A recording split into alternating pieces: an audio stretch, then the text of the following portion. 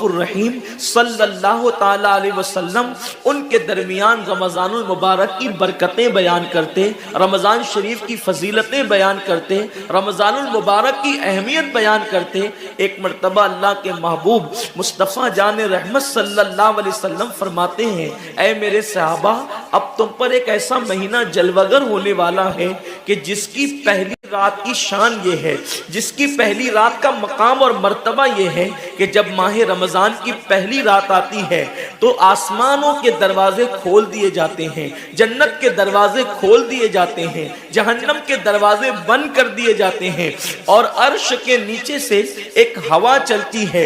और वो हवा, जब रहमत की हवा चलती है तो अल्लाह उस रात अपने बंदों को प्यार की नजर से देखता है, मोहब्बत की नजर से देखता है। और अल्लाह की मोहब्बत की नजर जिस बंदे पर पड़ जाती है, अल्लाह उस पर जहन्नम की आग को हराम फरमा देता है। मेरे आका सल्लल्लाहु अलैहि वसल्लम के दीवानों, वो महीना आने वाला है, वो रात आने वाली है, वो शब आने वाली है जिस रात अल्लाह अपने बंदों को मोहब्बत की नजर से देखेगा, प्यार की नजर से देखेगा, उल्फत की नजर से देखेगा। मेरे प्यारे आका सल्लल्लाहु अलैहि वसल्लम के प्यारे दीवानों, आप अंदाजा करें कितना वो मुकद्दस बंदा है, वो बंदा मुकद्दर का सिकंदर है जिसके वजूद पर मेरे अल्लाह की निगाह रहमत पड़ जाए, मेरे करीम की निगाह रहमत पड़ जाए। हम किस किस की निगाह के तालिब होते हैं, हम किस किस की तवज्जो के तालिब होते हैं। हम सोचते हैं कि पीर साहब की निगाह पड़ जाएगी तो मेरा बेड़ा पार हो जाएगा। यकीनन पीर साहब की नजर बड़ी कीमती है, दीवान शाह बाबा की नजर पड़ जाएगी तो मेरी तकदीर बदल जाएगी। यकीनन अल्लाह का वली बड़ी शान वाला है, गौस पाक की नजर पड़ जाएगी तो मेरा बेड़ा पार हो जाएगा। अंदाजा तो करें, जिस पर अल्लाह की निगाह रहमत पड़ जाए और वो रमजान शरीफ की पहली रात में होता है कि अल्लाह अपने बंदों को प्यार की नजर से देखता है, अल्लाह अपने बंदों को मोहब्बत की नजर से देखता है।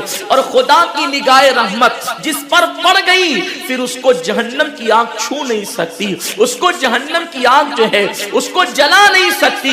लेकिन कितने अफसोस की बात है, माह रमजान की ऐसी बरकत वाली रहमतों भरी रात आती है और वो पहली रात आती है और उस रात में हम क्या कर रहे होते हैं? उस रात में हमारा हाल ये होता है कि हम होटल पे बैठकर टाइम पास कर रहे होते हैं, उस वक्त हम घरों के अंदर बैठे होते हैं और वक्त को जाय कर रहे होते हैं। और अब तो हाल ये हो गया है कि सारी चीजों से ताल्लुक तोड़कर हमने सारे रिश्ते अपने मोबाइल से जोड़ लिए हैं। इस वक्त हमारा सबसे करीबी रिश्तेदार अगर कोई है तो वो अपना मोबाइल है।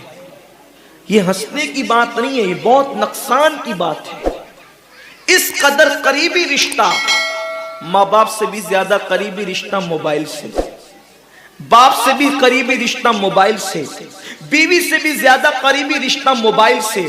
आप कहेंगे इतना करीबी रिश्ते की आप बात करते हैं। हम कहते हैं जो जितना करीबी रिश्तेदार होता है उस पर तवज्जो उतनी ज्यादा होती है, उससे प्यार उतना ज्यादा होता है, उसकी तरफ तवज्जो उतनी ज्यादा होती है, उससे लगन उतना ज्यादा होता है। हमारी आंख अभी बिस्तर पर खुली नहीं होती और हम सीधा हाथ उठा करके आधी आंखें बंद होती है और आधी आंखें खुली होती है और हम पहले अपने मोबाइल की तरफ हाथ बढ़ाते हैं। किसी का मैसेज तो नहीं आया। मेरे प्यारे आका सल्लल्लाहु अलैहि वसल्लम के प्यारे दीवानों, अम्मी के पास बैठे हैं फिर भी मोबाइल, बीवी के पास बैठे हैं फिर भी मोबाइल, वालिद के पास बैठे हैं फिर भी मोबाइल। हद तो ये है कि मस्जिदों के अंदर बैठे हैं फिर भी मोबाइल। यकीनन अगर काम के मैसेजेस हो और अगर काम और जरूरी चीज हो, टाइम देखना हो, तो आप यकीनन मोबाइल को हाथ में लें। मोबाइल कोई बुरी चीज नहीं है, लेकिन इंसान कितना डूब गया, इबादत का सारा वक्त इंसान अपने मोबाइल पर जाय करता है। वक्त की किल्लत, इंसान बार बार शिकायत करता है, वक्त की किल्लत दामनगीर है, टाइम मेरे पास नहीं है, वक्त मेरे पास नहीं है, मैं बहुत मसरूफ हो गया हूँ, मैं बहुत बिजी हो गया हूँ। लेकिन उसको देखो कि रात के 2-2, 3-3 बजे तक के ऑनलाइन रहता है बिला जरूरत। जरूरत है तो कोई बात नहीं, बिला जरूरत। मेरे आका सल्लल्लाहु अलैहि वसल्लम के दीवानों, मौत की तलवार हमारे सरों पे लटक रही है और हमें जल्द से जल्द मौत की तैयारी करना है। सूफिया फरमाते हैं جیسے سورج غروب ہونے والا ہوتا ہے تو کسان نظر سورج پر رکھتا ہے اور جلدی جلدی کام نپٹانے کی کوشش کرتا ہے. اس کو یاد ہے یہ بات, اس کے ذہن میں یہ بات کہ آج کا سورج غروب ہونے سے پہلے پہلے میں نے اپنے کام کو مکمل کر دینا ہے, تاکہ کل کا سورج طلوع ہونے کے بعد میں نے پھر بیج بو کر کے آگے کا کام کرنا ہے. میرے آقا صلی اللہ علیہ وسلم کے دیوانوں, وہ کسان اگر یہ سورج غروب ہوتے ہوتے مر گیا تو کل اس کا کام کوئی اور کر جائے گا. اس کا بیٹا بیج بوئے گا, اس کی بہو بیج بوئے گی, اس کی بیج بوئے گی, اس کے رشتہ دار بیج بوئیں گے. لیکن یاد رکھنا, اگر دنیا کے اندر ہماری زندگی کا سورج غروب ہو گیا تو پھر نیکیوں کا بیج ہماری جگہ کوئی نہیں بو سکتا. اللہ رب العزت نے کبھی ماہ رمضان کی شکل میں, کبھی شب برات کی شکل میں, کبھی شب قدر کی شکل میں, کبھی اللہ اکبر ماہ شعبان کی شکل میں, کبھی لیلۃ البراء کی شکل میں, کبھی شب معراج کی شکل میں, کبھی لیلۃ الجمعہ کی شکل میں یہ حسین قیمتی لمحات ہمیں اس لیے عطا فرمائے ہیں کہ میرے بندے اگر تو گناہوں کے اندر ڈوب گیا ہے, یہ مخصوص راتیں تجھے دے رہا ہوں, مخصوص دن تجھے دے رہا ہوں, ان راتوں میں میری عبادت کر لے, ان دنوں میں میری عبادت کر کے مجھے راضی کر لے تاکہ میں تیری مغفرت کر دوں. اور پھر رمضان شریف کی تو بات ہی جدا ہے. ماہ رمضان تمام مہینوں کا سردار ہے. میرے آقا مصطفیٰ کریم رؤوف الرحیم صلی اللہ علیہ وسلم فرماتے ہیں ماہ رمضان کو سارے مہینوں پر ایسی فضیلت ہے جیسے مجھ محمد کو تمام مخلوق پر فضیلت حاصل ہے. میرے آقا فرماتے ہیں ماہ رمضان شریف میں اگر تم ایک نیکی کرتے ہو تو اللہ تمہیں 70 کا ثواب عطا کرتا ہے, اور تمہارا خلوص بڑھ جاتا ہے تو اللہ تمہیں ایک نیکی کا 1000 عطا کرتا ہے. اخلاص اور بڑھتا ہے تو اللہ ایک نیکی پر تمہیں بے حساب ثواب عطا کرتا ہے, اس کا کوئی حساب ہی نہیں ہوتا. آقا کریم رؤوف الرحیم صلی اللہ علیہ وسلم فرماتے ہیں یہ ماہ رمضان کیا ہے. اللہ کے محبوب مصطفیٰ کریم صلی اللہ علیہ وآلہ وسلم ماہ رمضان شریف کے روزوں کی اہمیت بیان کرتے ہوئے فرماتے ہیں کہ ماہ رمضان شریف کا ایک روزہ اگر کوئی چھوڑ دے اور پھر ساری زندگی اس کے بدلے میں روزہ رکھے تو ساری زندگی کے روزے اس ایک ماہ رمضان کے روزے کے برابر نہیں ہو سکتے. یہ ماہ رمضان شریف کے روزے کو فضیلت حاصل ہے, اور اللہ کے حبیب صلی اللہ علیہ وسلم فرماتے ہیں جو ماہ رمضان شریف میں عبادت کر کے اپنی بخشش نہیں کروا سکتا, اپنی مغفرت نہیں کروا سکتا, پھر اس کو کبھی موقع نہیں ملتا کہ وہ اپنی مغفرت کا سامان کرے. آقا کریم صلی اللہ علیہ وآلہ وسلم فرماتے ہیں کہ سال بھر تک ماہ رمضان شریف کے لیے جنت کو آراستہ کیا جاتا ہے, جنت کو سجایا جاتا ہے, جنت کو سنوارا جاتا ہے.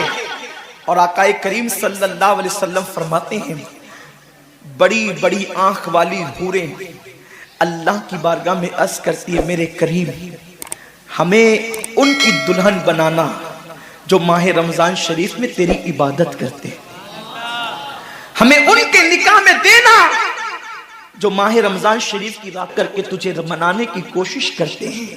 آقا کریم صلی اللہ علیہ وسلم فرماتے ہیں اگر کوئی بندہ ماہ رمضان میں زنا سے بچے, شراب سے بچے, جھوٹ سے بچے, کسی کو تہمت لگانے سے بچے, اور ماہ رمضان شریف کا احترام کرتے ہوئے گناہوں سے بچے تو اللہ تبارک و تعالی ہر رات کے بدلے, رمضان شریف کی ہر رات کے بدلے 100 حوروں کے ساتھ اس کا نکاح فرمائے گا. یعنی 30 راتیں ہیں تو 100 حوروں کے ساتھ اس کا نکاح ہوگا. اور آقا کریم صلی اللہ علیہ وسلم فرماتے ہیں ماہ رمضان شریف کا احترام جو کرے اور احترام ماہ رمضان میں جو لغویات اور خرافات کو ترک کر دے, جو گناہوں کو چھوڑ دے, زنا کو, شراب کو, جھوٹ کو, بہتان تراشی کو چھوڑ دے, آقا فرماتے ہیں اس رمضان شریف کا احترام کرنے والے کے لیے اللہ نے جنت میں ایک ایسا محل بنایا ہے. اس محل کا حال یہ ہے کہ دنیا کے سارے اولین اور آخرین یعنی آدم سے لے کر آخری آنے والے تک انسان تک اگر سارے اس محل کے اندر داخل ہو جائے تو بھی اس محل کی اتنی ہی جگہ وہ لیں گے جتنی کی بکرے کی ران آپ کسی مکان کے اندر رکھتے ہیں. تو بکرے کی ران کتنی جگہ گھیرتی ہے؟ بس تمام اولین اور آخرین اس محل کے اندر اتنی ہی جگہ گھیریں گے. یعنی وہ محل اتنا بڑا اللہ نے بنایا ہے اور وہ محل صرف ان کے لیے ہے جو ماہ رمضان کے احترام میں گناہوں کو ترک کر دیتے ہیں, گناہوں کو چھوڑ دیتے ہیں. میرے آقا صلی اللہ علیہ وسلم کے پیارے دیوانوں, لیکن افسوس ہم اور دنوں کی طرح ماہ رمضان شریف کی راتوں کو ضائع کر دیتے. تاجروں کا سیزن آتا ہے تو تاجر پہلے سے تیاری کرتے ہیں کہ اس سیزن کے اندر میں نے مالدار بننا ہے, اتنا مال میں نے کمانا ہے کہ پھر میں نے سارے سال گھر میں بیٹھ کر کے کھانا ہے. ٹیلر لوگ تیاری کرتے ہیں عید کے موقع پہ اتنی محنت کریں گے رات دن کہ سال بھر اگر کوئی کسٹمر نہ بھی آئے تو وہ گھر بیٹھ کے آرام سے کھا سکے. کپڑے والے سوچتے ہیں کہ سیزن آئے گا, جو بھی سیزن ان کا آتا ہے اتنا کمائیں گے کہ سال بھر بیٹھ کے کھائیں گے. لوگوں, جیسے کپڑوں کا سیزن آتا ہے, ٹیلروں کا سیزن آتا ہے, پھلوں کا سیزن آتا ہے, ایک سیزن نیکیوں کا بھی آتا ہے, ایک سیزن مغفرت کا بھی آتا ہے, ایک سیزن جنتی بننے کا بھی آتا ہے, ایک سیزن اللہ کو راضی کرنے کا بھی آتا ہے. ارے یہ کیا کم ہے. میرے رسول سچے نبی صادق و مصدوق نبی نے فرمایا ماہ رمضان کی ہر رات اللہ پہلے آسمان پہ تجلی کرتا ہے اور اللہ اپنے بندے سے پکار پکار کر غروب آفتاب سے لے کر صبح صادق طلوع ہونے تک کہتا ہے میرے بندے اگر تو گنہگار ہے تو مجھ سے معافی تاکہ میں تیری مغفرت کر دوں, میں تجھے جنت کا پروانہ عطا کر دوں. اگر تو غریب ہے تو مجھ سے دولت مانگ تاکہ میں تجھے دولت عطا کر دوں. اگر تو نعمت سے محروم ہے تو نعمت مانگ تاکہ میں تجھے نعمت عطا کر دوں. یہی وجہ تو ہے حضرات صحابہ کرام جب رمضان شریف آتا تو وہ ایسے تیاریاں کرتے تھے جیسے ہم اپنے گھروں کی شادیوں کی تیاری کرتے ہیں. صحابہ اتنے مصروف ہو جاتے رمضان شریف کی تیاریوں میں. اور کیسی تیاری کرتے؟ ہم بھی رمضان شریف کی تیاری کرتے ہیں. ہماری تیاری کیا ہے؟ سحری میں تری کے مسالے کو چاہیے, سحری کے اندر یہ چاہیے, سحری میں وہ چاہیے, افطار میں یہ چاہیے, افطار میں وہ چاہیے. مجھے اس سے کوئی جو ہے وہ شکوہ نہیں, میرے آقا نے اس سے منع نہیں کیا. حضور فرماتے ہیں کہ رمضان شریف میں گھر والوں کا دسترخوان وسیع کر دیا کرو, گھر والوں پہ زیادہ خرچ کیا کرو, اس لیے کہ جو گھر والوں پہ رمضان شریف میں خرچ کرتا ہے اللہ اس کو اپنی راہ میں خرچ کرنے کا ثواب عطا کرتا ہے. اور فاروق اعظم فرماتے ہیں جو رمضان شریف میں کشادگی کرے گھر والوں پر اللہ اسے جہاد میں خرچ کرنے کا ثواب عطا کرتا ہے. مجھے اس سے کوئی شکوہ نہیں. لیکن صحابہ کی تیاری کیا ہوتی تھی؟ جب رمضان شریف آتا صحابہ اپنے بستر کو باندھ دیا کرتے تھے. رمضان شریف آتا تو صحابہ بستر کو باندھ دیتے تھے. کیوں باندھ دیتے تھے بستر کو؟ اس لیے کہ اب سونا نہیں ہے. سونے کی راتیں 11 مہینے کی راتیں ہیں. اب غفلت میں زندگی نہیں گزارنا ہے بلکہ راتوں کو جگ کر دن کو جگ کر اللہ کی اتنی عبادت کرنا ہے کہ عبادت کا سیزن آ گیا. اس لیے کہ اللہ کے رسول فرماتے ہیں جس نے رمضان شریف پایا اور عبادت کر کے اللہ کو راضی نہیں کر لیا ایسا بندہ ہمیشہ اللہ کی رحمت سے دور کر دیا جائے.